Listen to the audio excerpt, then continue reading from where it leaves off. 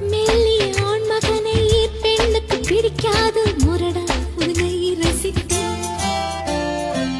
தொட்டதும் விழுந்துவிடும் ஆடவன் பிடிக்காது கர்வம் அதை மதித்தேன். முடி குத்தும் உந்தன் மார்பு என் பஞ்சமே